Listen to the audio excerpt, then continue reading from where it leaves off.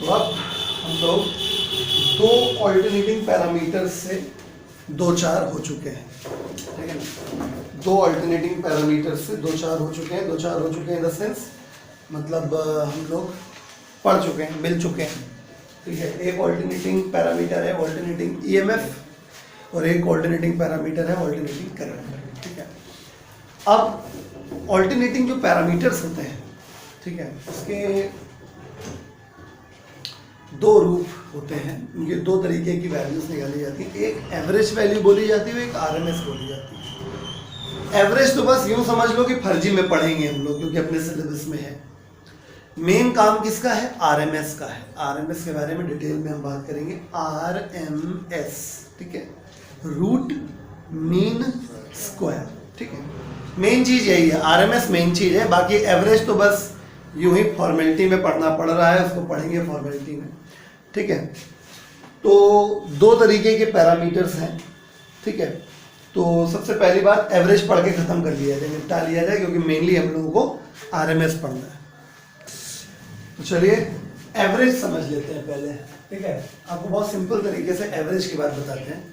Average normally होता क्या है कि हम लोग किसी चीज का जैसे एवरेज निकालते हैं, मान लो, हाँ जी, तो एवरेज निकाला कैसे जाता है? जैसे मान लीजिए कोई x एक पैरामीटर है, उसका एवरेज निकालना है, ठीक है, और हमको 4 वैल्यू निकाली गई।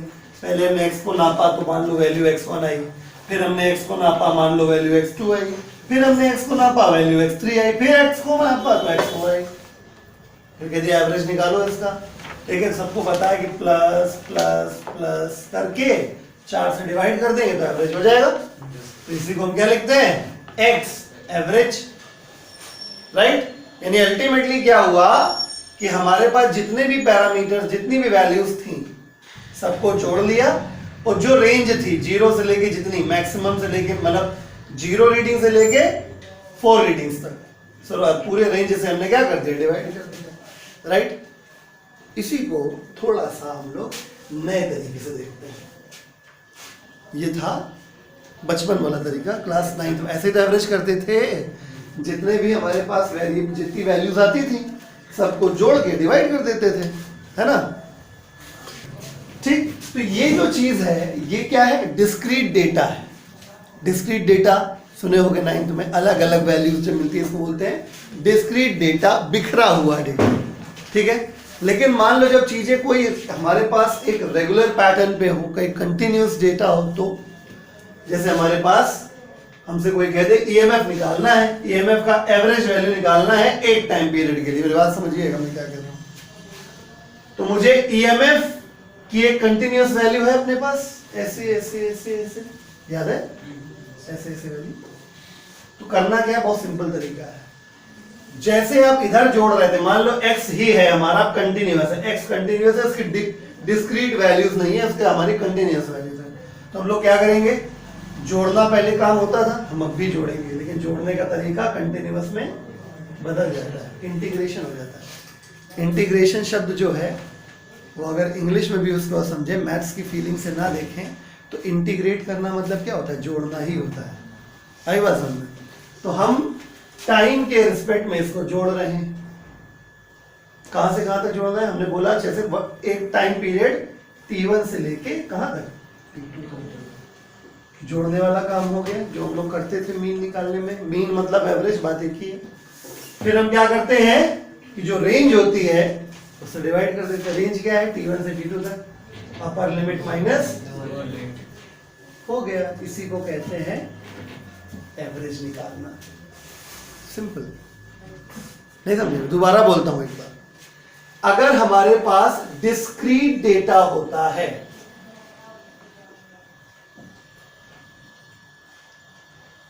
डेटा होता है बेटा, तो हम लोग क्या करते हैं? वो सारा डेटा पहले जोड़ा जाता है, फिर उसमें रेंज से 0 से लेके मैक्सिमम जितने भी तुमने रीडिंग्स ली हैं उतनी रीडिंग से हम लोग क्या करते हैं? डिवाइड कर देते हैं, तो एवरेज आ जाता है। डिस्क्रीट डेटा के बाद अगर तुम्हारे पास कोई डेटा कंटिन्यूअस हो जाए, कंटिन्यूअस डेटा, समझे बेटा? अगर कंटिन्यूअस डेटा है तो फिर आप क्या करेंगे? ये जो जोड़ने वाला काम आप अलग अलग करते थे, ठीक है, वास्तविकता में देखा जाए तो आप कायदे से क्या करते थे इसको, देखिए इसका सिंबल क्या होता था, इसमें समेशन होता है, राइट? मैथ्स की भाषा में देखा जाए तो अगर हम समेशन एक्स आई लिख दें तो आई की वैल्यू 1 से लेके 4 तक, नहीं आई बात समझ में? ठीक है ना? फिर उसके बाद जितनी भी रेंज होती है उससे हम डिवाइड कर लेते हैं, यही तो कर रहे हैं। तो ये वहां पे जब डिस्क्रीट होता है तो समेशन लगता है, और जब कंटिन्यूअस होता है तो समेशन की जगह पे क्या लगता है, इंटीग्रेशन। आई बात समझ में? ठीक है, यहाँ पे जो वेरिएशन होता है वो नंबर ऑफ ऑब्जर्वेशंस के हिसाब से होता है, यहाँ पे वेरिएशन के लिए टाइम ले लिया आपने। समझ में आया कि नहीं आया? ठीक है, क्लियर है? अगर मैं आपसे कह दूं एग्जांपल के तौर पे, मैं लिखवाता हूं, अभी मैं आपसे कह देता हूं ईएमएफ का एवरेज वैल्यू निकालो फॉर हाफ साइकिल, तो कैसे लिखोगे कि सर ईएमएफ का एवरेज निकालना है, यानी सबसे पहले तो ईएमएफ को इंटीग्रेट करना पड़ेगा टाइम के रिस्पेक्ट में। आप हाफ साइकिल की बात कर रहे हो, इसका मतलब 0 से लेके t/2 तक करना पड़ेगा। फिर आपको क्या करना पड़ेगा, अपर लिमिट में से लोअर लिमिट सब्ट्रैक्ट करना पड़ेगा, फिर आप सॉल्व कर लेना, एवरेज आ जाएगा, राइट? मैं आपसे कह दूं एग्जांपल नंबर 1, एग्जांपल नंबर 2 आपसे कह दूं कि करंट का एवरेज वैल्यू निकालिए फुल साइकिल के लिए, तो आप क्या करोगे, आई को पहले इंटीग्रेट करोगे, कहां से कहां तक, 0 से लेके t तक फुल साइकिल के लिए। मैं यहाँ शॉर्ट में लेके दे रहा हूं, ये HC हाफ साइकिल, यहाँ मैं किसके लिए कर रहा हूँ, FC फुल साइकिल, ठीक है? अब क्या करना है, किससे डिवाइड हो जाएगा, समझ में आ गया होगा? ऐसा कोई टफ चीज नहीं, टफ आएगा तब जब हम अंदर करेंगे कैलकुलेशन, ठीक है? अभी तो हमने तुम्हें सिर्फ क्या सिखाया है, फॉर्मूला बनेगा कैसे, ठीक है? टफ तो तब होगा जब अंदर हम कैलकुलेशन करेंगे, ठीक है? वो भी तब टफ होगा जब आपको फॉर्मूले नहीं याद होंगे, अदरवाइज वो भी टफ नहीं होगा। बात समझ में आ गया? ठीक है, तो आप हेडिंग डाल दीजिए, मेथड ऑफ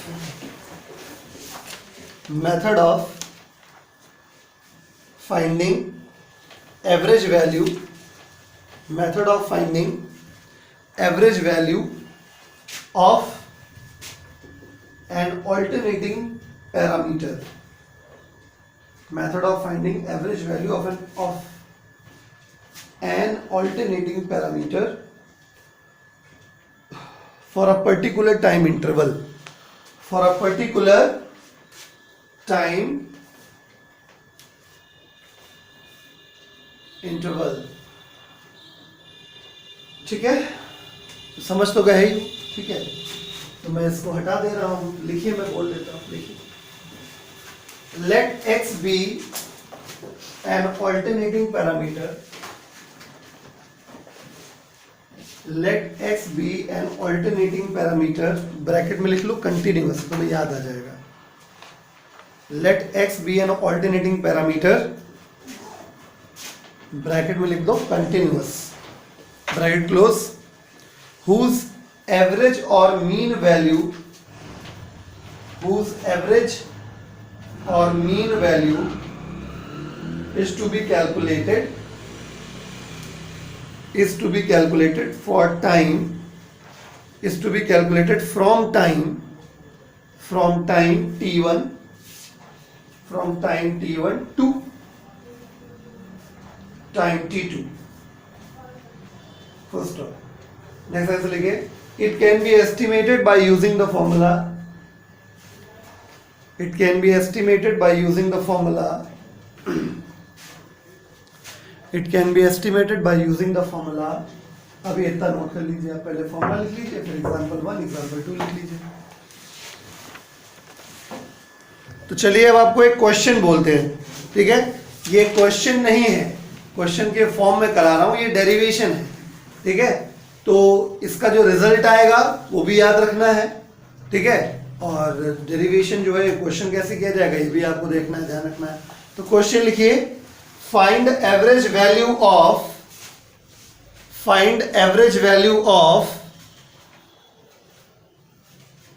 नंबर 1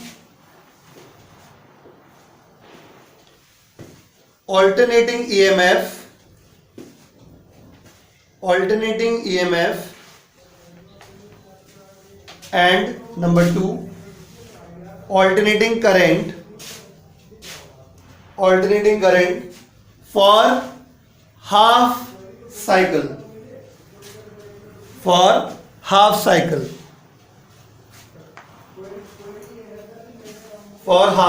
ठीक है।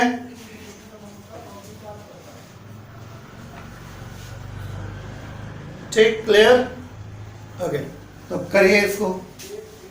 अब अगर आप करते हैं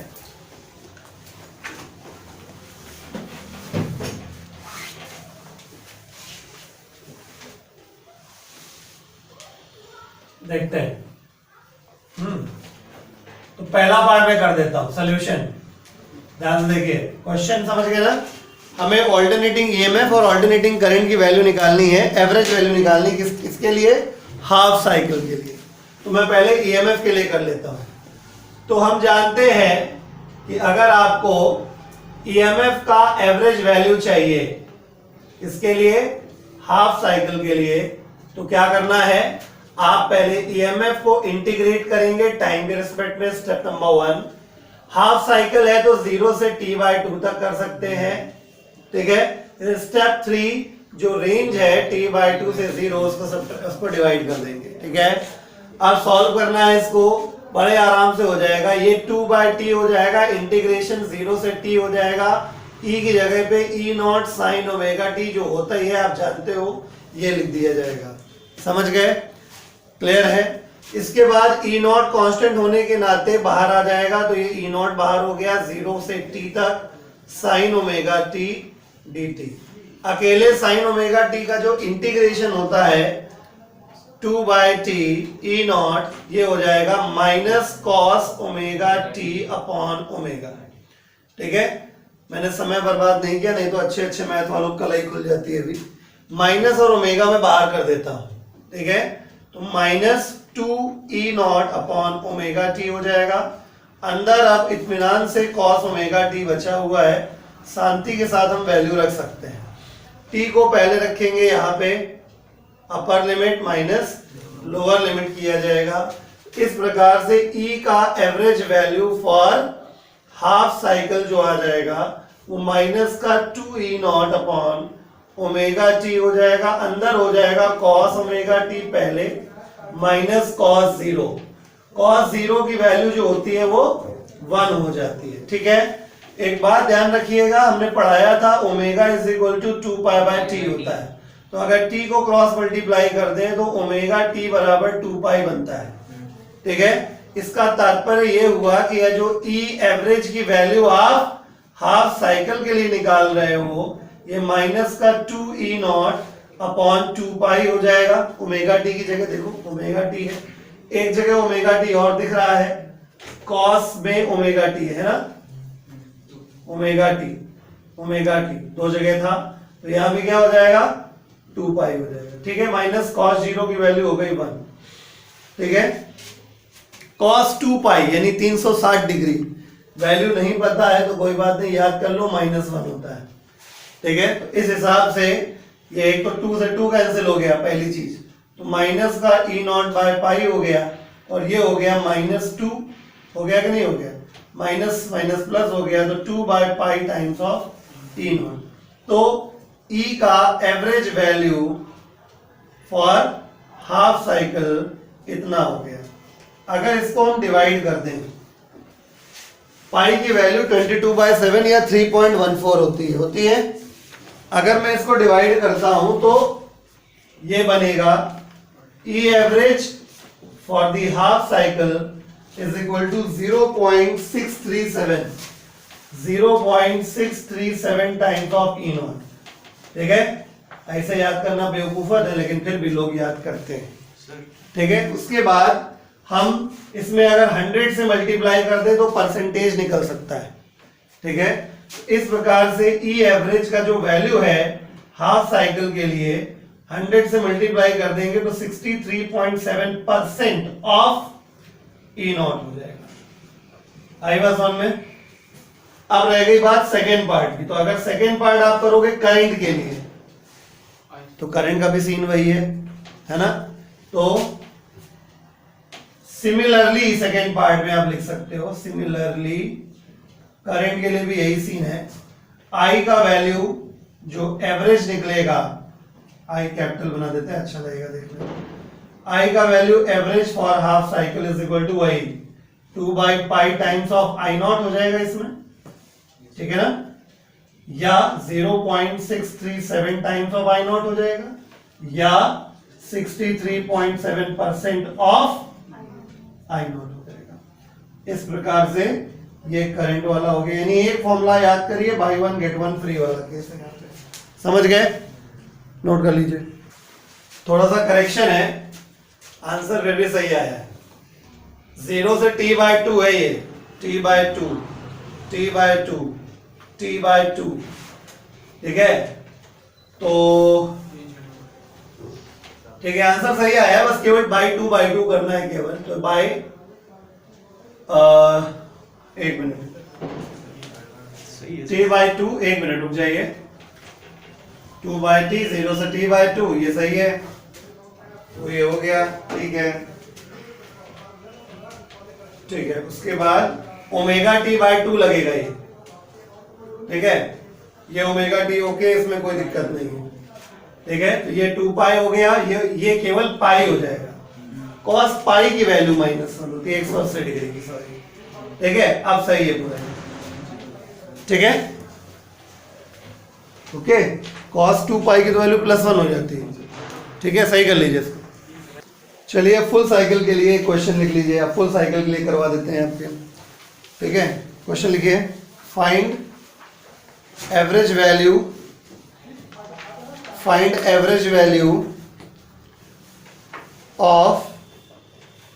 average value of number 1 alternating EMF and number 2 alternating current, number 1 alternating current and number 2 alternating, पहले नंबर 1 है alternating EMF and number 2 alternating current for full cycle, for full cycle. तो फुल साइकिल के लिए अगर करना है तो क्या हो जाएगा, देखिए 0 आएगा, एवरेज 0 आता है, हम जानते हैं। ये आपको हम पहले से इसलिए बता रहे हैं क्योंकि इसका इस्तेमाल होगा आगे जाके, मेरी बात बहुत ध्यान सुनिएगा। एक्चुअली क्या होता है कि अगर आप साइन कर्व को देखें, या साइन को देखें या कोसाइन को देखें, हम दोनों बना के दिखा रहे हैं आपको। जो साइन कर्व होता है उसका ऑन एन एवरेज जितना पॉजिटिव हाफ साइकिल होता है उतना ही बड़ा निगेटिव हाफ साइकिल होता है। इंटीग्रेशन का एक और मीनिंग होता है area bounded by the region, ठीक है। मैथमेटिक्स में एक पार्ट है, जैसे मान लीजिए एक टाइम पीरियड ये हो गया, तो जितना एरिया इस पोर्शन का प्लस में है उतना ही एरिया इस पोर्शन का माइनस में है। तो on an average sine theta with respect to theta का वैल्यू कितना हो जाएगा, 0 हो जाएगा, ठीक है। यहां भी हम एवरेज करने में इंटीग्रेट ही तो कर रहे हैं तरीके से, भाई हम नहीं लिख रहे हैं थीटा, इसकी जगह ओमेगा टी लिख दे रहे हैं, और ये टाइम के रिस्पेक्ट में इंटीग्रेट कर देने, कितना आना चाहिए, 0 आना चाहिए। आंसर भी 0 आएगा, भी मैं करा के दिखा दूंगा आपको, ठीक है। ऐसे ही कॉस में आ जाइए आप, ये हुआ एक टाइम पीरियड, ये t/4 होता है, ये t/2 होता है, ये 3t/4 होता है, और ये वाला, ठीक है। तो देखिए ये 1/4 प्लस में है, ठीक है, और ये भी 1/4 प्लस में है, और ये हाफ माइनस में। तो कुल मिला के यहां भी एक तरीके से वही फंडा हुआ कि अगर हम cos ओमेगा टी भी कर देते हैं एक टाइम पीरियड के लिए 0 to t, तो कितना इसका भी आएगा, इसका भी 0 आएगा। इस बात को थोड़ा याद रखिएगा, अभी जब हम आरएमएस आपको अभी पढ़ाएंगे तो उसमें डायरेक्टली इसका इस्तेमाल करना पड़ेगा, ठीक है। तो ऐसे याद कर लीजिए कि अगर साइन या कॉस दोनों में पावर 1 है, ठीक है, और 1 टाइम पीरियड के लिए इंटीग्रेशन किया गया है, समझे, साइन ओमेगा टी की पावर 1 है और टाइम के रिस्पेक्ट में इंटीग्रेशन 1 टाइम पीरियड के लिए किया गया है, तो आंसर कितना आता है, 0।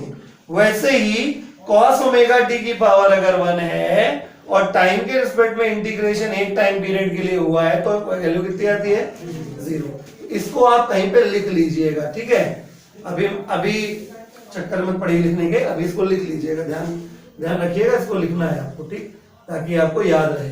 ये साइन वाला केस और ये कोसाइन वाला केस, ठीक है, अलग अलग पार्ट में कर दिया तो याद रहेगा। चलिए ठीक है, अब हम क्वेश्चन के आंसर में आते हैं, सोल्यूशन में। पहला पार्ट हमें एवरेज वैल्यू निकालना है फुल साइकिल का, ठीक है, ठीक है। फुल साइकिल में जो लिमिट होगी वो 0 से t हो जाएगी और नीचे t-0 हो जाएगा, ठीक है। तो ये 1/t हो गया और ये केवल t हो गया, ठीक है।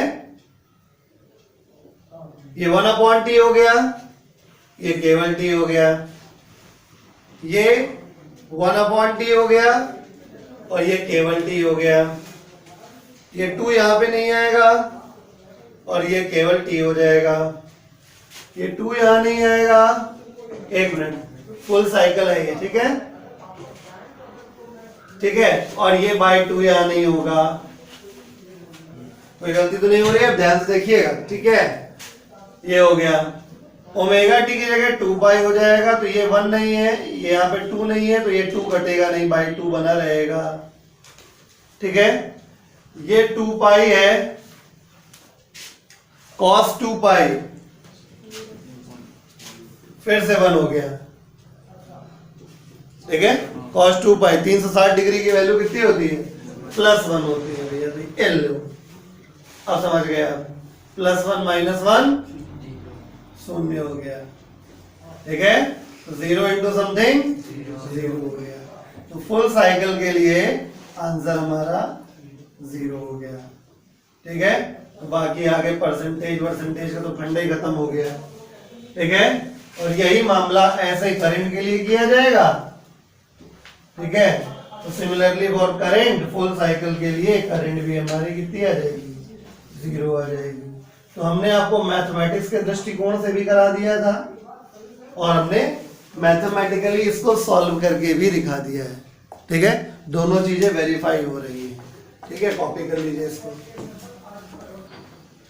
इसको याद करने के लिए मैं आखिरी बार बोल रहा हूँ, ध्यान से समझिएगा, क्योंकि आगे ऐसी चीज फंसेगी आपके सामने, आप कंफ्यूज ना हो, इसलिए मैं ज्यादा समय इसको दे रहा हूँ।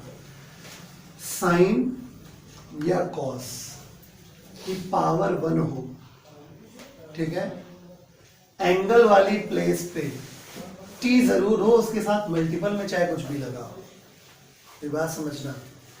साइन या कॉस के साथ जो एंगल है उसमें t जरूर हो, जैसे यहाँ पे हमने साइन ओमेगा t लिखा है, और यहाँ पे कॉस ओमेगा, मल्टीपल में कुछ भी हो चलेगा, लेकिन t होना चाहिए। अगर ऐसा है तो अगर 1 टाइम पीरियड के लिए इंटीग्रेशन हुआ है टाइम के रिस्पेक्ट में, यानी integration 0 to t dt mentioned है दोनों में, तो वैल्यू कितनी आएगी? 0। आखिरी बार बोल रहा हूं, फिर सुन लो। साइन या कॉस में एंगल के प्लेस पर किसी भी प्रकार से t होना चाहिए, इकलौता t, ठीक है, क्लियर। और इसे 0 to t dt के बीच में अगर घिरा हुआ आप देखें, वो साइन और कॉस की पावर कितनी होनी चाहिए? 1। तो अल्टीमेटली आंसर कितना लिखना है? अगर 0 to t dt सब लिखा है लेकिन एंगल में t नहीं है, तो फिर आप ऐसा नहीं कर सकते, ठीक है। ये बात सामने आएगी तुम्हारे, ठीक है। कैसे आएगी? हम लिख के दिए दे रहे हैं अभी, इस प्रकार से आएगी, जैसे लिखा होगा इंटीग्रेशन 0 से t sine 2 omega t, sorry sine phi naught और dt। कोई अब 0 लिख दे तो निहायत मूर्ख है वो, क्यों? क्योंकि सब कुछ वैसे ही दिख रहा है, लेकिन यहाँ पे एंगल के प्लेस पे t नहीं है, ठीक है। इस जगह पे आप 0 नहीं लिख पाएंगे। क्या लिख पाएंगे वो आप वहीं पे हम बताएंगे आपको, ठीक है। तो इस बात को बहुत क्लियर अपने दिमाग में बिठा के रखिए, ठीक है। तो चलिए इसको मैं रब कर देता हूं, और अब हम लोग आरएमएस के फंडे पे जा रहे हैं। आरएमएस मतलब रूट मीन स्क्वायर। चलिए तो बात करते हैं रूट मीन स्क्वायर की, आरएमएस की, ठीक है। तो मान लेते हैं इसके नाम में ही इसका तरीका छुपा है, ठीक है। सपोज कर लेते हैं कि x एक वेरिएबल है जिसका हमें RMS यानी रूट मीन स्क्वायर निकालना है, ठीक है। तो बहुत सिंपल तरीका है, आपको उल्टा पढ़ना है। पहले स्क्वायर है यानी आपको वेरिएबल का स्क्वायर करना है। अच्छा पहले डिस्क्रीट वाला बता दे। देखो जैसे डिस्क्रीट में कैसे किया है, डिस्क्रीट में भी होता है, ठीक है। स्पेलिंग देख लेना। मान लो x अपने पास है कई, चलो 4 मान लेते हैं पहले की तरीके, ठीक है। तो क्या हो गया, x1 x2 x3 x4 4 है, और तुम्हें x का क्या निकालना है, RMS निकालना है। तो पहले क्या करना है, स्क्वायर, सबको स्क्वायर कर दिया। फिर क्या करना है, मीन यानी सबको जोड़ दिया और 4 से डिवाइड कर दिया। मीन मतलब एवरेज जो अभी निकाल के आ रहे हो। आखिरी में क्या है, रूट, पूरे का रूट कर दिया, ठीक है। अब ऐसा ना लिख के आप समेशन लगा दो, समेशन एक्स आई, आई की वैल्यू कहां से कहां तक, 1 से, हो गया RMS, ठीक है। अब ये कंटिन्यूअस डेटा में आते हैं, ये डिस्क्रीट डेटा। अब कंटिन्यूअस डेटा क्या हो जाएगा, अगर मुझे x का RMS निकालना है तो पहले मैं x का स्क्वायर करूंगा, फिर मीन करूंगा जहां से जहां तक करना है ना, ठीक। फिर क्या कर दूंगा, square mean root, root mean square, ठीक है। एग्जांपल के तौर पे मैं क्यों कह रहा था एवरेज फर्जी चीज है, RMS ही मेन बात है। पूरा खेल RMS का है, पूरा चैप्टर RMS से पढ़ा जाएगा, एवरेज से कुछ नहीं होगा। एवरेज का काम यही खत्म हो चुका है। ज़्यादा एक न्यूमेरिकल आएगा, उसमें एवरेज पूछ लिया जाएगा, बस। एवरेज से कुछ नहीं होना इस चैप्टर में। जो कुछ होना है RMS होना है। RMS पता है क्यों, क्योंकि RMS हाफ साइकिल के लिए निकालो, पूरे साइकिल के लिए निकालो, 1.5 साइकिल के लिए निकालो, 2 साइकिल के लिए निकालो, कोई फर्क नहीं पड़ता, वैल्यू वही आएगी, ठीक है। और सबसे अच्छी बात, तुमने जितने फॉर्मूले करंट इलेक्ट्रिसिटी चैप्टर में पढ़े हैं ना, वो सब RMS के लिए वैलिड होते हैं। यानी V बराबर IR, ओम्स लॉ की बात करें तो यहाँ भी वैलिड हो जाएगा। बस तुम्हें क्या करना पड़ेगा, V बराबर IR में V की भी RMS वैल्यू लेनी है और I की भी RMS वैल्यू लेनी है, वैलिड है यहाँ पे, ठीक है। बहुत मजा आएगा इस चैप्टर को पढ़ने में, ठीक। तो इतना ध्यान रखिए, मैं लिखवा दूंगा भाई दबे, ठीक है, कि RMS वैल्यू के लिए ओम्स लॉ भी वैलिड रहता है। तो इसलिए RMS का ज्यादा इंपॉर्टेंस है। RMS को वर्चुअल वैल्यू भी कहते हैं, ठीक है, इफेक्टिव वैल्यू भी कहते हैं, सब लिखवा देंगे हम आपको, ठीक है। अभी फिलहाल आप एग्जांपल के तौर पे समझिए। मान लो मैं आपसे कह दूं कि आपको EMF का RMS वैल्यू चाहिए फॉर फुल साइकिल, कैसे लिखोगे बताओ। पहले E लिखोगे, फिर स्क्वायर करना है, फिर मीन करना है। फुल साइकिल है तो 0 से लेके t तक dt upon t minus 0, mean हो गया।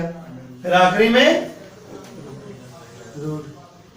चक्कर तो नहीं है, क्योंकि फॉर्मूला देखने में केवल बड़ा लगता है, ठीक है। जिसको ट्रिक ना पता हो उसको इतना बड़ा फॉर्मूला सामने रख दो तो उसकी किडनी में हार्ट अटैक आ जाएगा, ठीक।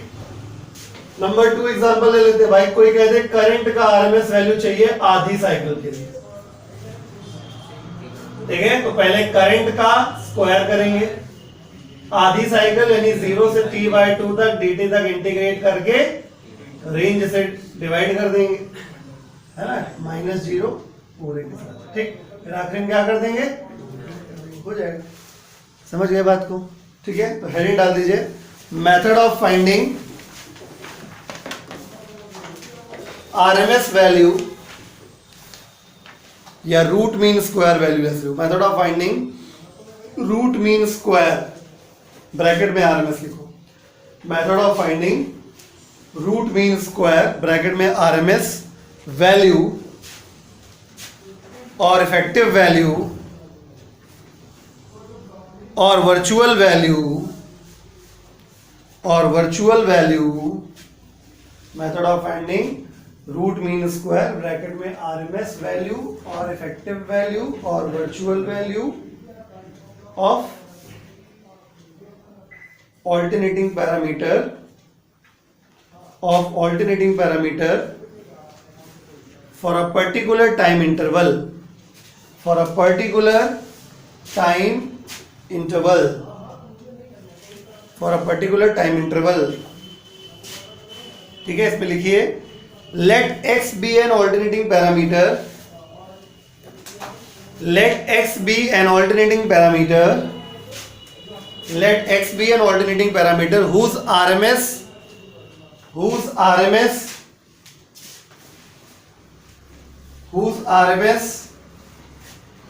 value is to be calculated, whose RMS value is to be calculated, whose RMS value is to be calculated from time t1, from time t1 to time t2, from time t1 to time t2. First of this answer लिखिए, it can be estimated by using the formula, it can be estimated by using the formula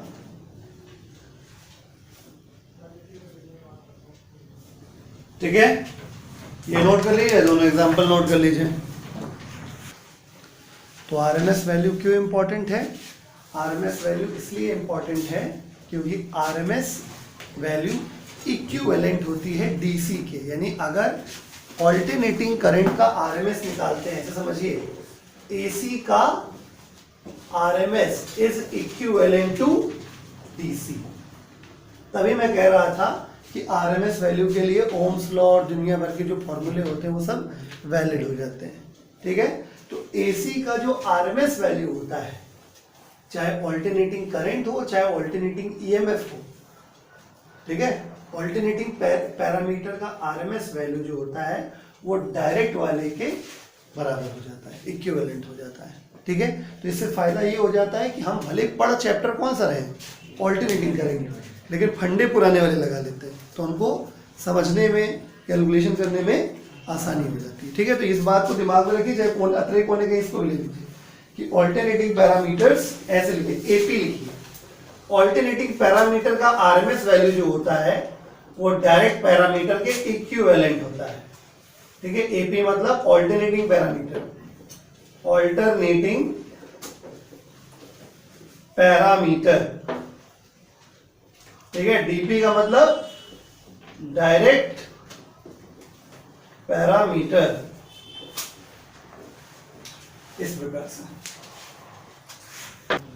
लेकिन इसमें भी हम बताए थे ना particularly किसके लिए यूज कर रहे हैं आप, ये बात, ये हम बात कर रहे हैं सिर्फ ईएमएफ के लिए और करंट के लिए, ईएमएफ और करंट के लिए बात कर रहे हैं। यानी आप ऑल्टरनेटिंग ईएमएफ निकाल लोगे तो डायरेक्ट ईएमएफ जो होता है उसके इक्विवेलेंट हो जाएगा, ऑल्टरनेटिंग करंट के लिए करोगे तो डायरेक्ट, क्योंकि यहाँ पे थोड़ा मसला एंगल वाला ना, फेज वाला मैटर है यहाँ पे, इस वजह से थोड़ा झमेला रहता है हल्का सा। ठीक है, बट फिर भी आपको मोस्टली किससे वास्ता पड़ने वाला है, ईएमएफ से और करंट से। ठीक है, तो मोस्टली इन्हीं दो चीजों से आपका वास्ता पड़ेगा, तो इसको आप इससे टैकल कर लोगे। आई बात समझ में? ठीक है, चलिए, तो आप क्वेश्चन लिखिए, फाइंड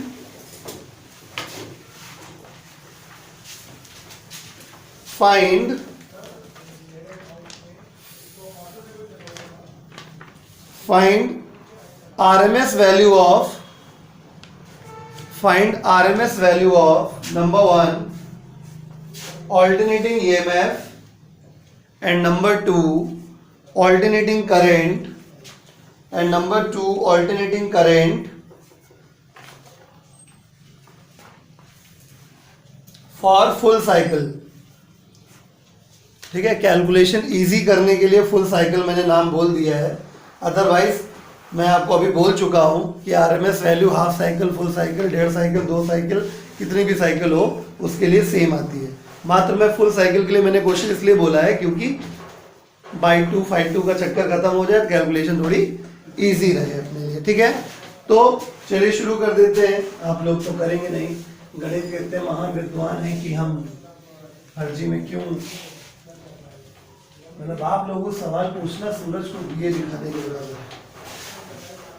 चलिए सॉल्यूशन, पहला पार्ट, अगर हमें आरएमएस वैल्यू निकालना है किसका, फुल साइकिल, तो हम यहाँ पे full cycle half cycle mention ही नहीं कर रहे, ठीक है, क्योंकि ये सेम ही रहता है हमेशा। तो आरएमएस निकालना है तो मैं क्या करूं, पहले ई का स्क्वायर करूं, फिर 0 से t तक dt इंटीग्रेट करके t माइनस 0 कर दूं तो मीन हो जाएगा, फिर उसके बाद मैं रूट कर दूंगा, ठीक है। बाकी आप जानते हो फॉर्मूला क्या होता है, ठीक है। अब इसको देखिए आप कैसे लिख सकते हो, इसको आप ऐसे लिखो कि अंडर रूट के अंदर 0 से लेके t e स्क्वायर dt अलग कर लेते हैं और नीचे अंडर रूट t अलग कर देते हैं, तो यह क्या बन जाएगा, 1 अंडर रूट t अलग कर लेते हैं और ये अंडर रूट के अंदर 0 से लेके t e स्क्वायर dt अलग कर लेते हैं, ठीक है ना। उसके बाद फॉर्मूला e का जो है वो रख देते हैं, तो 1 अंडर रूट t और ये अंडर रूट 0 से लेके t तक, e का फॉर्मूला क्या होता है, e not sine omega t और ये dt स्क्वायर लगा हुआ है, ठीक है।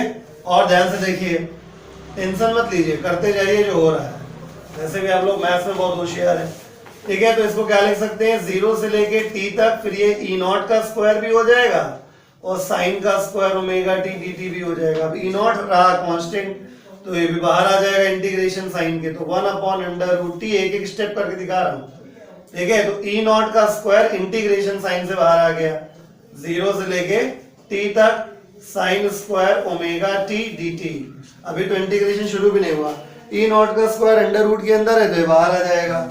तो अगला स्टेप ये होगा कि हम e आरएमएस निकालेंगे, e रमेश बराबर क्या हो जाएगा, e नॉट हो जाएगा बाहर अपॉन अंडर रूट t हो जाएगा, ठीक है।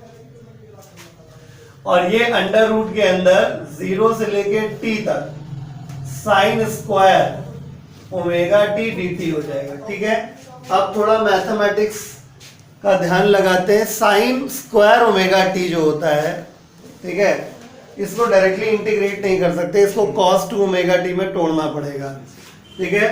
फॉर्मूला अगर आपको याद हो तो ठीक है, वैसे cos 2 थीटा का फॉर्मूला होता है 1 माइनस 2 साइन स्क्वायर थीटा, ठीक है। यहाँ पे थीटा की जगह ओमेगा t लिखा हुआ है, तो इसको आप समझ ही गए होंगे कि ये क्या हो जाएगा, साइन स्क्वायर थीटा बराबर कितना हो गया बताइए, 1 माइनस कॉस 2 थीटा बाय 2 हो जाएगा, ठीक है। यानी कुल मिला के साइन स्क्वायर ओमेगा टी की जगह 1 minus cos 2 omega t by 2 लिख सकते हैं, ठीक है। तो चलिए वैल्यू रख देते हैं, ई नॉट बाय रूट टी हो गया, अंडर रूट 0 से टी, ये कितना हो गया 1 minus cos 2 omega t by 2, यहां तक कोई गलती नहीं। अब हम आगे की बात करने जा रहे हैं, ठीक है। E not by root T, under root integration 0 से t, इसको अलग अलग तोड़ देते हैं, 1/2 अलग हो गया, 1/2 इंटू कॉस 2 ओमेगा टी, ठीक है, ये अलग हो गया, ठीक है। अब इंटीग्रेशन को अलग अलग कर लेते हैं, ये मात्र इंटीग्रेशन बड़ा हो रहा है जस्ट बिकॉज ऑफ यू, क्योंकि आपको हमें एक एक स्टेप समझाना है। तो 0 से लेके t तक, यानी बड़ा डेरिवेशन नहीं है, सिर्फ 1/2 dt हो गया, फिर माइनस का 0 से लेके t तक 1/2 into cos 2 omega t dt हो गया, ठीक है। अब देखिए बहुत जल्द ये एक्सप्रेशन हल्का होने वाला है, E not by root T, अगर आप समझदार होंगे तो समझ गए होंगे, ठीक है। अब इसमें देखिए 1/2 कांस्टेंट है, इसमें 1/2 कांस्टेंट है, तो दोनों का 1/2 कर देते हैं बाहर, ठीक है। माइनस 1/2 0 से लेके t तक cos 2 ओमेगा t dt हो गया, ठीक।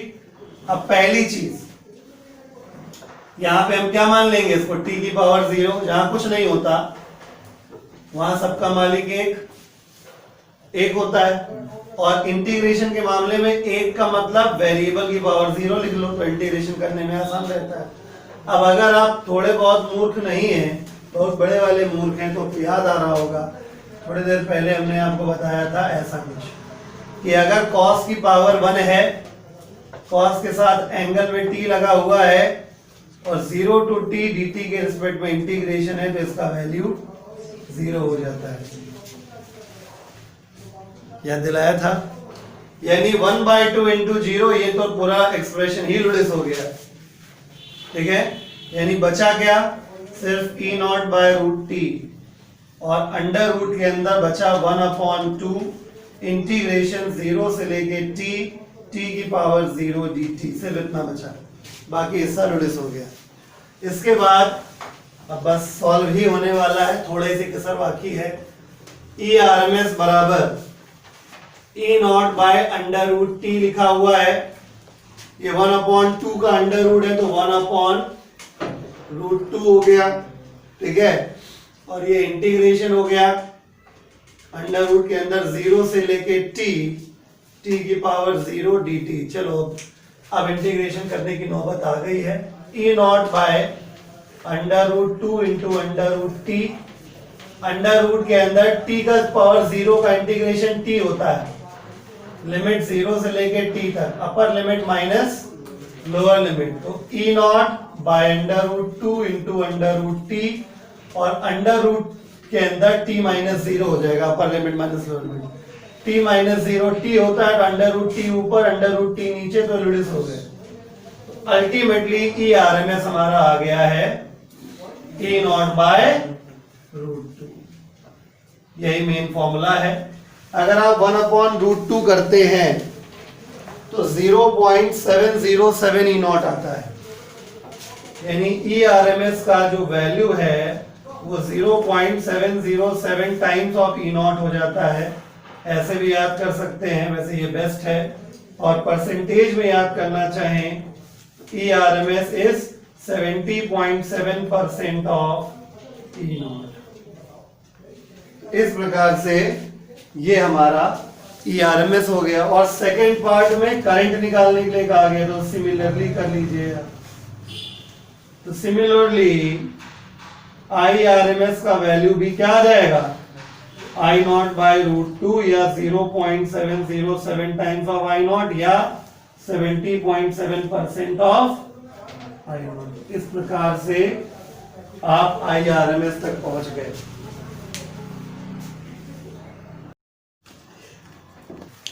चलिए अब न्यूमेरिकल कर देते हैं। आरएमएस वैल्यूज निकलवा चुके हैं। क्वेश्चन नंबर 41 करना है शीट का। क्वेश्चन नंबर 41 शीट में है और ये एनसीईआरटी का क्वेश्चन है। साधारण सा सवाल है, फॉर्मूला बेस्ड, इसमें कुछ नहीं करना है। 7.2, ठीक है। इसमें दो पार्ट है, मैं पहले पढ़ देता हूँ सवाल, ठीक है। ए पार्ट और बी पार्ट, दो पार्ट है।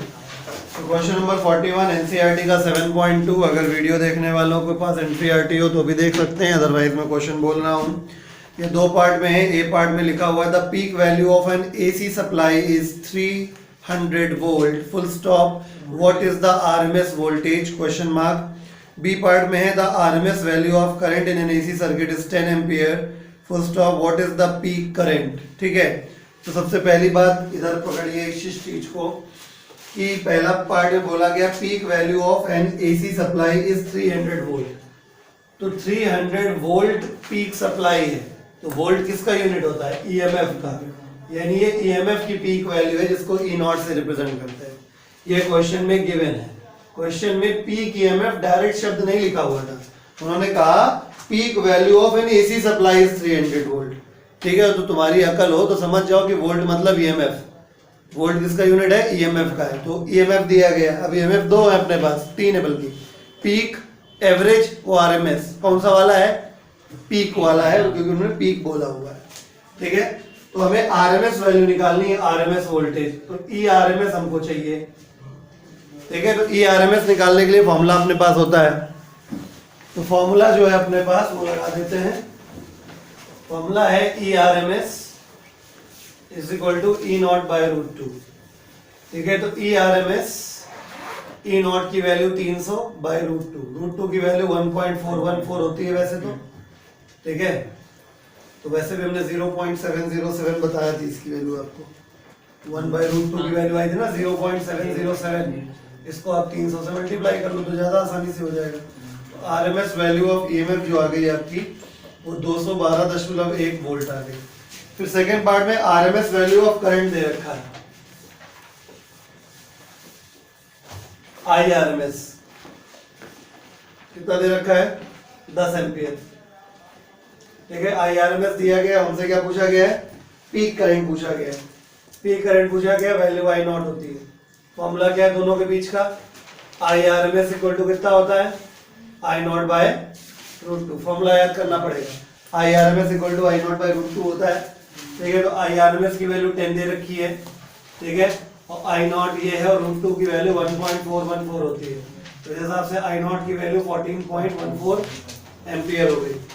ठीक है, चलिए हम लोग क्वेश्चन पे आते हैं 93 पे। क्वेश्चन नंबर 93 समझना बहुत आवश्यक है, यहां से आपको टर्मिनोलॉजी समझ में आएगी। क्वेश्चन नंबर 93, ठीक है, मेरी शीट में है, मैं क्वेश्चन पढ़ता हूं। क्वेश्चन में लिखा हुआ है कि the electric main in a house is marked 220 volt 50 hertz, ऐसे लिखा हुआ 220 वोल्ट और 50 हर्ट्ज, इस प्रकार से लिखा हुआ। ठीक है, write down the equation for instantaneous voltage, ये सवाल हो गया। अब मुद्दे पे आते हैं बेटे, अगर कभी भी ऐसा लिखा हुआ है तो इन दोनों इस तरीके से जब लिखा होता है तो मीनिंग क्या निकलता है ये समझिए। अगर इस तरीके से लिखा हुआ है, डायरेक्ट वोल्टेज बताया गया है सप्लाई का, तो इसका मतलब वो RMS वैल्यू ऑफ EMF होती है। ठीक है, अगर डायरेक्टली वोल्टेज दिया हुआ है तो ERMS दिया हुआ है आपको 220 वोल्ट और 50 हर्ट्ज जो है वो फ्रीक्वेंसी दिया हुआ है। ठीक है, हर्ट्ज में जो दिया है वो फ्रीक्वेंसी दिया है। अब उन्होंने कहा instantaneous equation for instantaneous voltage लिखिए। हम जानते हैं equation for instantaneous voltage E बराबर E not sine omega t होता है, राइट। तो हमें ये इक्वेशन बनानी है। ठीक है, तो ये इक्वेशन कब बन पाएगी, जब हमको E नॉट की वैल्यू पता लग जाए और ओमेगा की वैल्यू पता लग जाए। ठीक है, याद होगा आपको। ठीक है, इक्वेशन में E नॉट का वैल्यू हम रख दें और ओमेगा का वैल्यू रख दें तो इक्वेशन हमारी बन जाएगी। ठीक है, तो अगर आपके दिमाग में संशय है कि सर हमें कैसे पता लगेगा कि यही रखा जाता है, तो याद कर लो, यही रखा जाता है। ठीक है, यानी अगर आपको कभी इक्वेशन बनाने के लिए आए तो इस इक्वेशन में आपको क्या क्या रखना है। ठीक है, आपको यहाँ वाली वैल्यू रखनी, ये वाली और ओमेगा वाली। आई बात समझ में? चलिए शुरू करते हैं E नॉट निकालने की प्रक्रिया। ठीक है, E नॉट कैसे निकलेगा, फॉर्मूला आपको पता है, क्योंकि ERMS इक्वल टू क्या होता है, E नॉट बाय √2। ERMS की वैल्यू 220 है और ये E नॉट ऊपर है और √2 की वैल्यू 1.414 है। सॉल्व कर लेंगे तो E नॉट का वैल्यू सॉल्व होके आ जाएगा तकरीबन 311 वोल्ट। ठीक है, E नॉट की व्यवस्था हो गई, अब बची है ओमेगा की व्यवस्था। ओमेगा का फॉर्मूला 2 पाई f होता है। ओमेगा का फॉर्मूला 2 पाई f होता है और f आपके पास है, तो ओमेगा की वैल्यू हो गई 2 पाई, f हो गया 50, तो ओमेगा हो गया 50 पाई। ठीक है, बात समझ में आ गई। यूनिट लिख दो, रेडियन 100 पाई रेडियन पर सेकेंड। ठीक है, ये ओमेगा हो गया, ये E नॉट हो गया। कहाँ रखना है हमको, फ्रॉम फर्स्ट इक्वेशन। ठीक है, तो E बराबर E नॉट की वैल्यू कितनी, 311। आगे क्या लिखा है, साइन ओमेगा की जगह 100 पाई, साथ में क्या लिखना है, t। और ये तुम्हारा आंसर हो गया। ये आपकी इंस्टेंटेनियस वोल्टेज या इंस्टेंटेनियस EMF का इक्वेशन बन गया है। बात समझ में आ गया, कॉपी कर लीजिए इसको। चलिए क्वेश्चन पहले और कर लेते हैं। क्वेश्चन नंबर 95, ये न्यूटन का क्वेश्चन है। ठीक है, क्वेश्चन नंबर 95। क्वेश्चन नंबर 95 जो है, लिखा है in an AC circuit the peak voltage of supply is 300 volt, full stop. What is the RMS voltage? Question mark. What is the mean voltage during the positive half cycle and for complete cycle? ठीक है, ये भी formula based question है। एक AC circuit में जो peak voltage है वो 300 वोल्ट है, यानी E नॉट की वैल्यू 300 वोल्ट हो गई। ठीक है, what is the RMS voltage, आपको RMS वोल्टेज निकालना है। ठीक है, तो मैं चलो पहला पार्ट मान लेता हूं कि हमसे ERMS पूछा गया था। वैसे पार्ट में नहीं दिया गया क्वेश्चन, लेकिन हम मान ले रहे हैं। तो ERMS का फॉर्मूला क्या होता है, ERMS equal to E not by √2। तो ERMS हमारा निकल आएगा, E नॉट की वैल्यू 300 है और √2 की वैल्यू 1.414 या 0.707 से मल्टीप्लाई कर लीजिएगा। तो इस प्रकार से ERMS जो आ जाएगा आपका वो आ जाएगा तकरीबन 212 वोल्ट। ठीक है, ये आपका आंसर आ गया। फिर आपसे बोला पॉजिटिव हाफ साइकिल के लिए मीन वोल्टेज निकालिए। मीन मतलब होता है एवरेज, यानी आपको ई का एवरेज वैल्यू निकालना है कितनी साइकिल के लिए, हाफ साइकिल के लिए। उन्होंने पॉजिटिव हाफ बोला हुआ है, कोई फर्क नहीं पड़ता, पॉजिटिव हाफ और निगेटिव हाफ सेम होता है। ठीक है, इस हिसाब से ई का जो एवरेज वैल्यू होता है हाफ साइकिल के लिए वो 2/π टाइम्स ऑफ ई नॉट होता है, 2/π टाइम्स ऑफ ई नॉट होता है। तो इस प्रकार से ई का जो एवरेज वैल्यू है हाफ साइकिल के लिए वो जब सॉल्व करेंगे ये हो जाएगा 2π का वैल्यू 3.14, ई नॉट का वैल्यू 300। जब सॉल्व कर लेंगे, सॉल्व करने के बाद हमारा आंसर आ जाएगा 191 वोल्ट, 191 वोल्ट। इस प्रकार से, और उसके बाद थर्ड पार्ट में आते हैं कि पूरी साइकिल के लिए कितना एवरेज आएगा, यानी ई एवरेज का value for the full cycle, full cycle के लिए कितना आएगा। तो बिना किसी कैलकुलेशन के हम डायरेक्ट आंसर लिखेंगे, ये फुल साइकिल में 0 आता है। ठीक है, कॉपी कर लीजिए। तो चलिए अब पावर का एक्सप्रेशन निकालते हैं। ठीक है, वोल्टेज हो गया, करंट हो गया, अब पावर पे आते हैं। ठीक है, तो हेड डाल दीजिए electrical power in an AC circuit, electrical power in an AC circuit, electrical power in an AC circuit,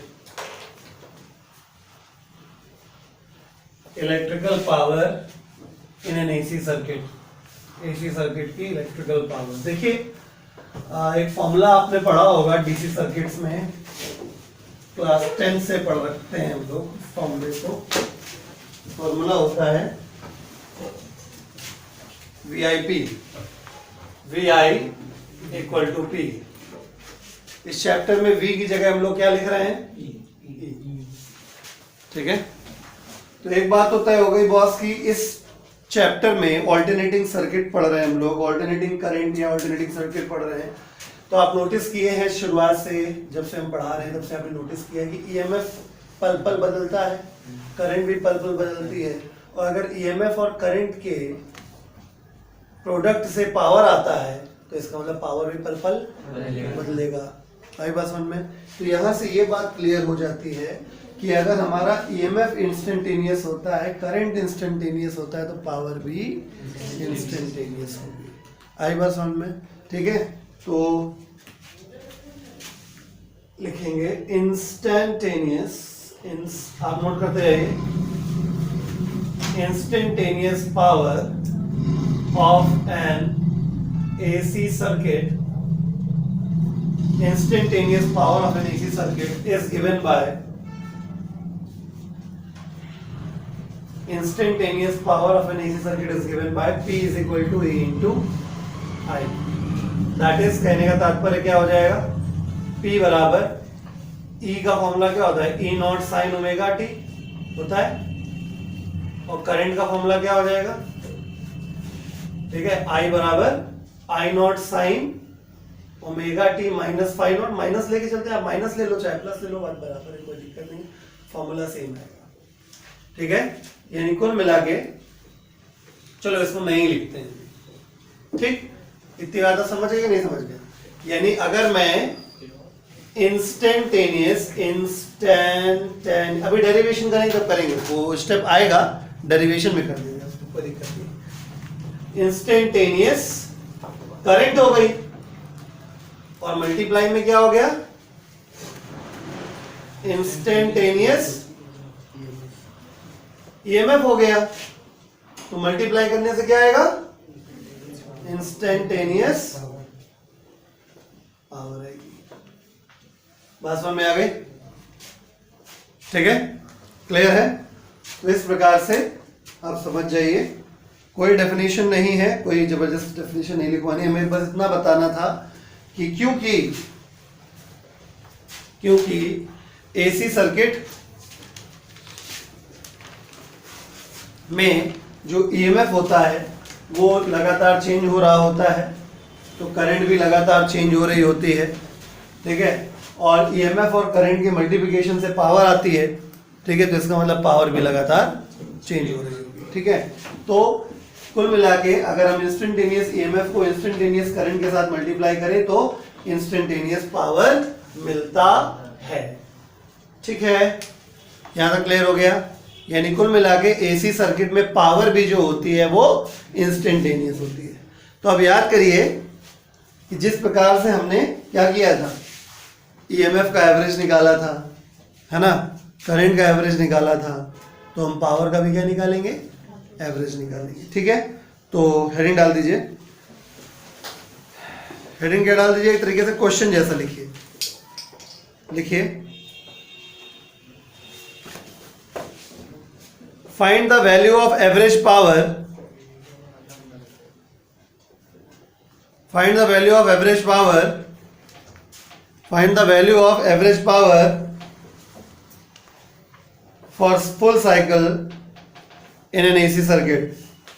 Find the value of average power for full cycle in an AC circuit. Average निकालना मैंने सिखाया था आपको, ठीक है, अगर याद है चलो, के नहीं याद है तो बहुत ही बढ़िया है। ठीक है, सोल्यूशन करते हैं। ये डेरिवेशन भी है और इसको मैंने क्वेश्चन के फॉर्म में करवाया है, तो अगर आप चाहें तो इस पे इंपॉर्टेंट मार्क कर सकते हैं। ठीक है, तो हम जानते हैं, क्या जानते हैं कि अगर हमें एवरेज निकालना है किसी चीज का, जैसे हमें पावर का एवरेज निकालना है किसके लिए, एफसी फुल साइकिल के लिए, तो हम क्या करते हैं, पहले पावर को इंटीग्रेट करते हैं एक टाइम पीरियड के लिए और जो उसका रेंज होता है उससे डिवाइड करते हैं। यही तो एवरेज का तरीका है। ठीक है, अब जैसा कि मैंने अभी आपको थोड़ी देर पहले बताया, ये 1/t मैंने 0 को 1/t अलग कर लेते हैं, बचा 0 से लेके t तक, p बराबर e इंटू आई आ जाएगा, बोला मैंने। उसके बाद 1/t कर दीजिए आप, और इंटीग्रेशन 0 से लेके t तक, e का formula e not sine omega t, जो मैं लिख रहा था उस वक्त हमने बाद में मिटा दिया था, और बाकी i not sine omega t minus phi not. समझ रहे हैं, इसको होल ब्रैकेट में कर देते हैं। ठीक है, आप माइनस फाइ नॉट से करो चाहे प्लस फाइ नॉट से करो, लेकिन फाइ नॉट लेना जरूर, क्योंकि पावर में अभी जब फाइनली डिराइव होगा तो आप देखेंगे कि पावर के फॉर्मूले में फाइ का टर्म आ रहा है। इसका मतलब ये है कि पावर फाइ पे डिपेंड करता है। ठीक है, इसलिए आप ये भी कह सकते हो सर जरूरी है हम फाइ लें, हम फाइ ना लें, लेकिन जब आप नहीं लोगे तो आंसर भी आपका बिना फाइ का ही आ जाएगा, जो कि आपको एक जनरल फॉर्मूला नहीं देगा। आई बात समझ में, इसलिए हम फाइ लेके चल रहे हैं पहले से। ठीक है, अल्टीमेटली फॉर्मूले में आखिरी में रिजल्ट में फाइ नॉट आएगा। ठीक है, चलिए, ई नॉट और आई नॉट कांस्टेंट चीजें हैं, ये बाहर आ जाएंगी। ई नॉट और I not by t already है, 0 से लेके टी तक। यहाँ पे साइन ओमेगा टी एक टर्म है और sine omega t minus phi not दूसरा टर्म है डी टी। ठीक है, अब यहाँ पे देखा जाए तो इंटीग्रेट, मैथ वाले बहुत अच्छे बैठे हुए हैं, हमारा बहुत मन कर रहा है पूछने का उनसे कि ऐसी स्थिति में इंटीग्रेशन कैसे किया जाता है। ठीक है, लेकिन हम जानते हैं सब मूर्ख है, हमको कुछ नहीं आता है, तो हम एक काम करते हैं, साइन ओमेगा टी और sine omega t minus phi not में हमने 2 से मल्टीप्लाई करके और 2 से डिवाइड कर दिया है। ठीक है, फिर अगर हम फॉर्मूला पूछ ले 2 साइन ए साइन बी किसका फॉर्मूला होता है, तो खोपड़ी खुजाने लगेंगे। खैर फिलहाल 2 को मैं √2 इंटू √2 में डिवाइड कर दे रहा हूं। ठीक है, इसको ऐसे लिख सकते हैं, आप समझ ही गए होंगे कि मैं ऐसा क्यों कर रहा हूं, क्योंकि मैं इसको लिख सकता हूं ERMS, इसको बाद में लिख दूंगा IRMS। खैर ये 2 साइन ए साइन बी का फॉर्मूला है। ठीक है, इसका फॉर्मूला क्या होता है, रहने दो, cos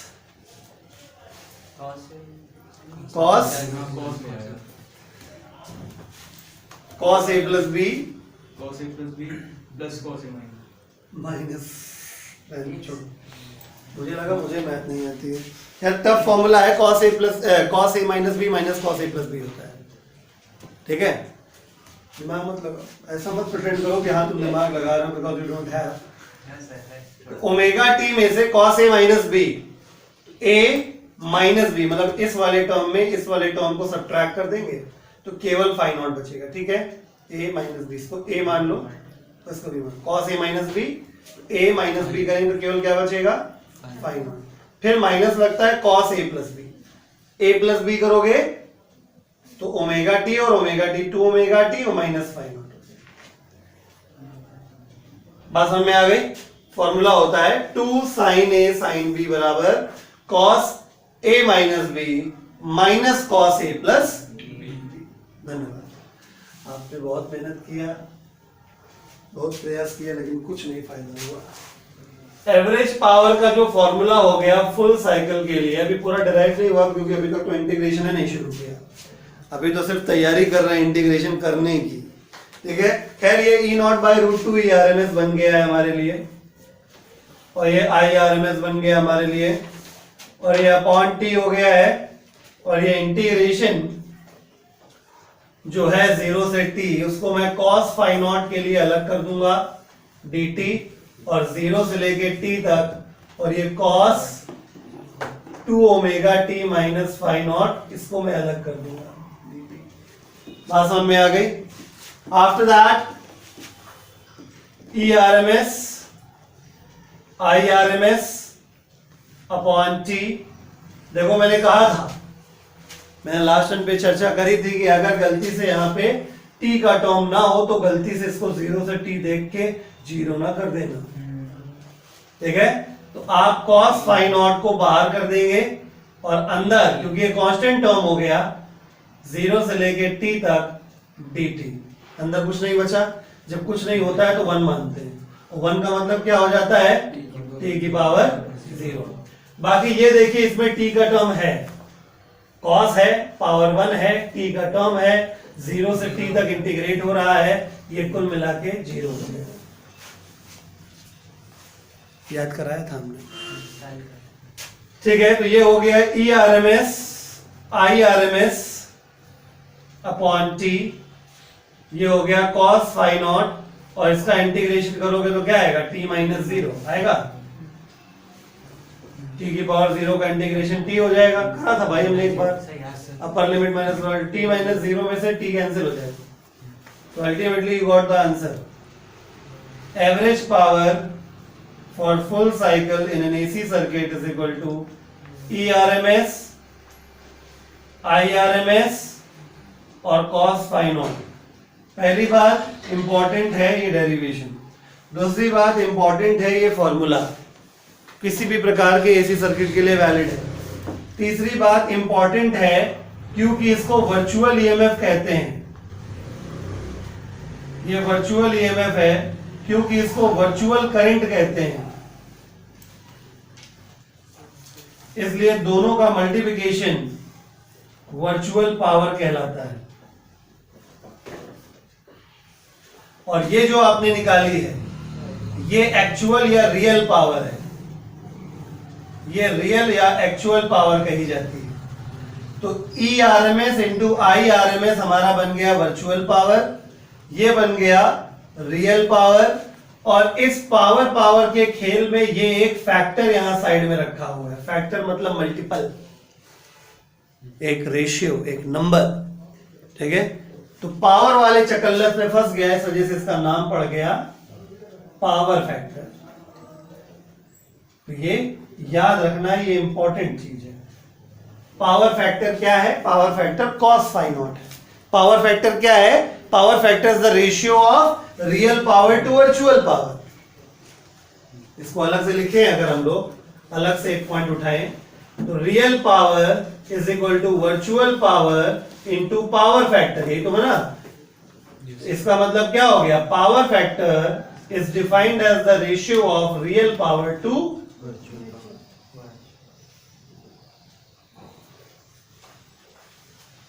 power factor is defined as the ratio of real power to virtual power, and because it is the ratio, that's why it doesn't have any unit. वैसे भी cos में कहाँ यूनिट होता है। आई बात समझ में, इसको कॉपी कर लीजिए आप। तो इसके आगे लिख लीजिए power factor is defined as, star बना के लिख लीजिए, power factor is defined as the ratio of real power to virtual power. मैं इतना ज्यादा इसको तवज्जो इस फॉर्मूले को इसलिए नहीं दे रहा हूं क्योंकि नॉर्मली इस तरीके से पावर फैक्टर निकालना ही नहीं पड़ेगा, ठीक है, बस जानकारी के लिए बता दिया है। The ratio of real power to virtual power is called power factor. The ratio of real power to virtual power is called power factor.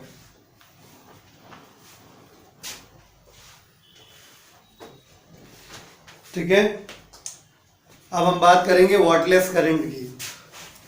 Wattless current यानी ऐसी करंट जब फ्लो करती है तो सर्किट में पावर लॉस जीरो हो जाता है, सर्किट का पावर जीरो हो जाता है, कुछ भी कहिए किसी भी तरीके से, ठीक है। यानी कि कहने का तात्पर्य ये है हाँ कि अगर किसी भी तरीके से पावर जीरो हो जाए, मेरी बात समझिएगा, अभी नोट नहीं करना है, फॉर्मूला हम जानते हैं P average, average power for the full cycle understood रखिएगा, E R M S, I R M S और कॉस फाई नॉट होता है, ठीक है। और अगर हमें वॉटलेस करंट चाहिए तो एवरेज पावर, इसका मतलब जीरो हो गई। इसका मतलब ये हुआ कि जीरो बराबर E R M S, I R M S और कॉस फाई नॉट हो गया। इसका मतलब cos phi not equal to zero हो गया। इसका मतलब phi not equal to pi by 2 radian हो गया।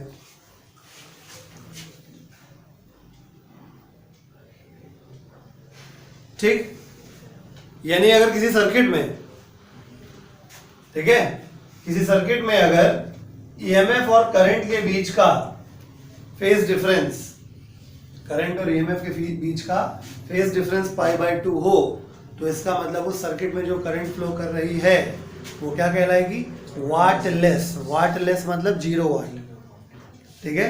यानी अगर किसी भी सर्किट में, मैं एग्जांपल दे सकता हूं, ठीक है, अभी फ्यूचर में हम लोग पढ़ेंगे। फॉर एग्जांपल एक सर्किट होता है प्योरली कैपेसिटिव सर्किट, यानी उसमें केवल कैपेसिटर लगा होता है। एक सर्किट होता है purely inductive circuit,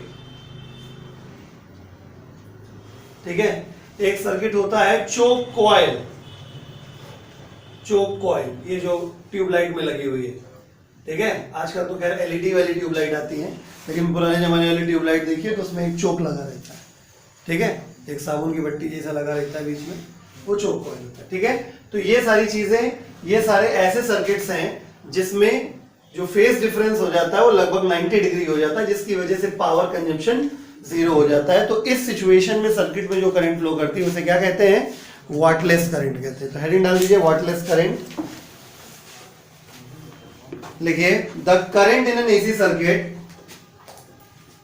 the current in an AC circuit is said to be wattless, the current in an AC circuit is said to be wattless, the current in an AC circuit is said to be wattless, the current in an AC circuit is said to be wattless if the average power consumed, if the average power consumed in the circuit is zero. The current in an AC circuit is said to be wattless if the average power consumed in the circuit is zero. If the average power consumed in the circuit is zero. ठीक है, इतना copy कर लीजिए।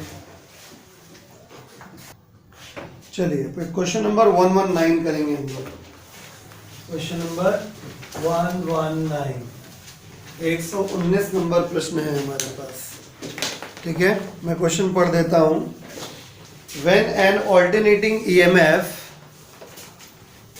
E is equal to 300 sin 100 pi t plus pi by 6। डरना नहीं, तुम लोग सोचो कि अरे सर ने तो जब पढ़ाया था तो E बराबर E not sine omega T कराया था, उसमें तो फाई का टर्म था नहीं, इसमें कैसे आ गया। टेंशन नहीं लेने का, कोई दिक्कत नहीं है, ठीक है। इतने वोल्ट, ठीक है। When an alternating EMF E is equal to 300 sin 100 pi t plus pi by 6 volt is applied to a circuit, comma the current through it is current through it is I is equal to 5.0 sin 100 pi t minus pi by 6 ampere. First off, find the number one phase difference between the EMF and the current. Number two, average power consumed by the circuit. ये ISC year 2009 में आया हुआ प्रश्न है। तो सबसे पहली बात, बहुत आसान सवाल है, फेज डिफरेंस यानी फाई नॉट निकालना। मैंने एक दिन फॉर्मूला बताया था आपको। क्या बताया था कि अगर आपको फेज डिफरेंस निकालना है तो आप ईएमएफ के फेज में यानी फेज ऑफ ईएमएफ में फेज ऑफ करंट सबट्रैक्ट कर देंगे। यानी ये रहा आपका फेज ऑफ ईएमएफ यानी फाई ई, और ये वाला हो गया phi I, phi E and phi I, phase of EMF and phase of current. ठीक है, तो वैल्यू रख देते हैं, डायरेक्ट फेज डिफरेंस आ जाएगा। तो 100 pi T plus pi by 6 में से हम सबट्रैक्ट करेंगे 100 pi T minus pi by 6 को। जब सॉल्व करेंगे तो 100 पाई टी कैंसिल हो जाएगा, केवल पाई बाय 3 रेडियन आ जाएगा। यही आंसर है। ठीक है, सेकेंड पार्ट में है average power consumed in the circuit. Average power consumed in the circuit यानी पी एवरेज हमें निकालना है। ठीक है, तो एवरेज पावर का फॉर्मूला आपको आएगा तो आप लगा देंगे। एवरेज पावर का फॉर्मूला आता है, अभी अभी हमने किया है, वो होता है ERMS, IRMS और cos फाई नॉट। ठीक है, वैल्यू रख देते हैं। Average power is equal to ERMS नहीं पता है, लेकिन एक जुगाड़ है कि हमने को E नॉट का वैल्यू पता है। कंपेयर करोगे तो ये E नॉट का वैल्यू निकलेगा और कंपेयर करोगे तो ये I नॉट का वैल्यू निकलेगा। ERMS equal to E not by root 2 होता है और IRMS equal to I not by root 2 हो जाता है। ठीक है, बाकी cos और फाई नॉट की वैल्यू पाई बाई 3 यानी कि 60 डिग्री दे रखा है। ठीक है, E नॉट की वैल्यू कितनी है 300। ठीक है, I नॉट की वैल्यू कितनी है 5। बेवकूफत करके रूट टू डिवाइड करने की कोशिश करना, root two into root two हो जाएगा और cos 61 बाई 2 होता है। इस प्रकार से जो पावर आ जाएगी हमारी वो आ जाएगी 375 वॉट, 375 वॉट। ठीक है, तो ये क्वेश्चन संपन्न हुआ है। यहाँ पे कॉपी कर लीजिए, हेडिंग डालिए एसी सर्किट। वैसे तो अभी तो हम कई बार शब्द इस्तेमाल कर चुके हैं, एसी सर्किट बता भी चुके हैं, लेकिन अब ऑफिशियली लिखवा देते हैं। ऐसा कोई भी सर्किट जिसमें एक ऑल्टरनेटिंग ईएमएफ सोर्स लगा हो उसे हम क्या कहते हैं, एसी सर्किट कहते हैं। लिखिए, any circuit in which an alternating EMF source, any circuit in which an alternating EMF source is installed, any circuit in which an alternating EMF source is installed, any circuit in which an alternating EMF source is installed is called an AC circuit, is called an AC circuit. तो my dear, मतलब आप मान लीजिए ये एक box बना रहे हैं, बॉक्स में क्या है, बॉक्स का मतलब ये वेरियस कंपोनेंट्स, वेरियस, ठीक है, वेरियस सेकेंडरी कंपोनेंट्स। बॉक्स बड़ा कर लीजिएगा, वेरियस सेकेंडरी कंपोनेंट्स। सेकेंडरी का मतलब जो लगे हैं या नहीं लगे उससे कोई मतलब नहीं, क्योंकि प्राइमरी क्या है अपने पास, प्राइमरी है ये जूजू बाबा, ये इंपॉर्टेंट है। दिस इज प्राइमरी कंपोनेंट, इसको मैं प्राइमरी कंपोनेंट कह रहा हूं। मतलब अगर सर्किट में ये नहीं लगा है, ठीक है, तो एसी सर्किट ही नहीं है। ठीक है, तो सर्किट अगर एसी सर्किट है तो पहली बात तो ये इंपॉर्टेंट है, ये प्लस ये माइनस, इसमें करंट फ्लो कर रही है इस प्रकार से, ठीक है। और यहाँ पे E बराबर E not sine omega T, तो ये आपका नेसेसरी हो गया। प्राइमरी कंपोनेंट क्या होता है? नेसेसरी होता है, ये तो लगा ही लगा होगा, ठीक है। उसके अलावा जो कुछ लगा होगा उसे सेकेंडरी मानेंगे, यानी अगर एसी सर्किट है तो ये तो कंफर्म है, ठीक है। तो इसको मैं नाम दे दे रहा हूं सिंपल एसी सर्किट, ठीक, बना लीजिए। अब हम बात करते हैं सेकेंडरी कंपोनेंट्स की, ठीक है। प्राइमरी कंपोनेंट तो इतने दिन से हम लोग पढ़ ही रहे हैं, ठीक है। बेसिकली देखा है अभी तक हम लोग क्या पढ़ रहे थे? प्राइमरी कंपोनेंट के बारे में पढ़ रहे थे। अब में सेकेंडरी कंपोनेंट्स कौन कौन से हमारे यहाँ लग सकते हैं सर्किट में। तो जो हमारे सेकेंडरी कंपोनेंट्स हो सकते हैं वो हो सकता है एक रेजिस्टर जिसमें रेजिस्टेंस होता है, एक कॉइल जिसको इंडक्टर कहते हैं जिसमें इंडक्टेंस होता है एल, कैपिटल एल, याद होगा आपको। और एक होता है कैपेसिटर जिसका कैपेसिटेंस होता है सी से रिप्रेजेंट करते हैं, है ना। तो ये तीन में से तीनों भी हो सकते हैं मौजूद, दो भी हो सकते हैं मौजूद, और अकेला एक भी हो सकता है मौजूद, ठीक है ना। तो हेडिंग डाल दीजिए यही, various secondary components, various secondary components.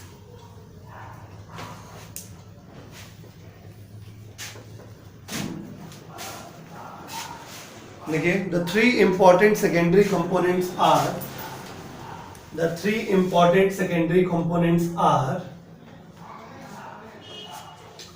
पहला इंडक्टर जो सबसे लेटेस्ट है, दूसरा कैपेसिटर जो थोड़ा पुराना हो गया, और जिससे सबसे पुरानी पहचान है वो रेजिस्टर।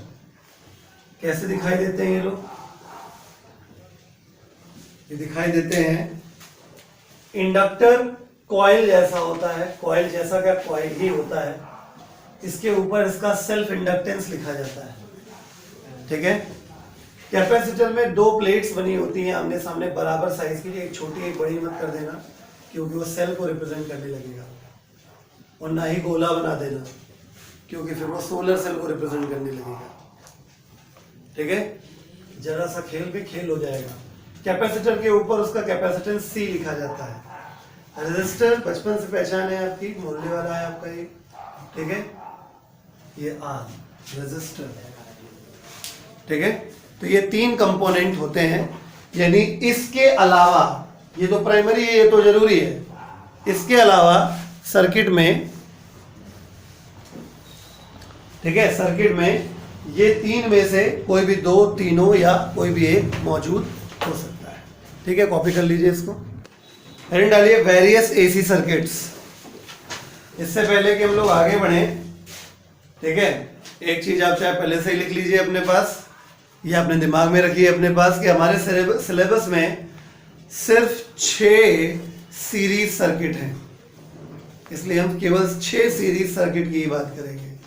अब क्या तो सर पैरेलल का क्या हुआ? सिलेबस में नहीं, इसलिए बात नहीं कर रहे। हट गया नहीं, कभी था ही नहीं, ठीक है।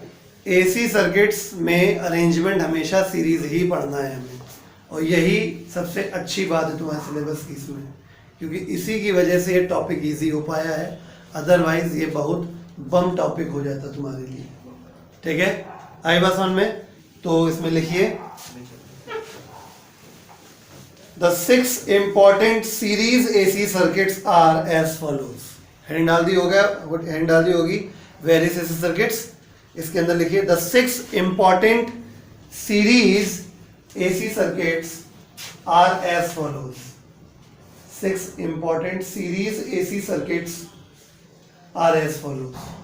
तो 6 को अंडरलाइन कर लीजिए, 6 पढ़ने हैं क्योंकि बनते 7 हैं, एक वो भी नहीं पढ़ना है, ठीक है, यानी 6 पढ़ने हैं। और सीरीज को अंडरलाइन कर लीजिए कि हमें सारे सीरीज सर्किट ही पढ़ने हैं, पैरेलल कोई नहीं पढ़ना है, ठीक है।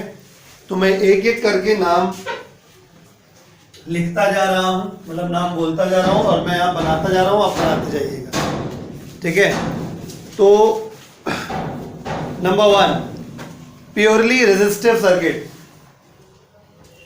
Purely resistive circuit. Purely resistive जैसा कि नाम से क्लियर हो रहा है कि केवल एक रेजिस्टेंस लगा होगा, और ये तो जूजू बाबा तो लगा ही होगा। ये हो गया आपका purely resistive circuit. Please draw it quickly. Number 2 लिखिए प्योरली इंडक्टिव सर्किट।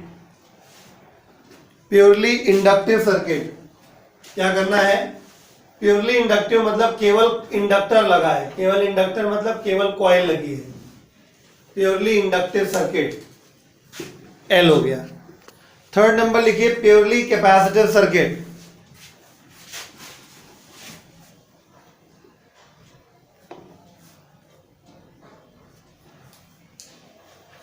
ऐसे बना लीजिए। अब लिखिए number 4 series L R circuit. आप ऐसे भी एल आर लिख सकते हो और आप ऐसे भी एल डैश आर भी लिख सकते हो। तो series L R circuit, L हो गया कॉइल और आर हो गया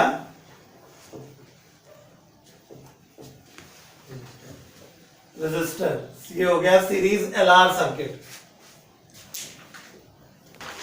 अब लिखिए series C R circuit. C R circuit, series C R circuit.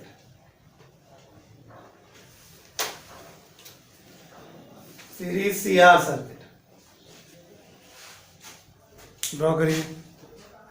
Number 6वां series L C R circuit.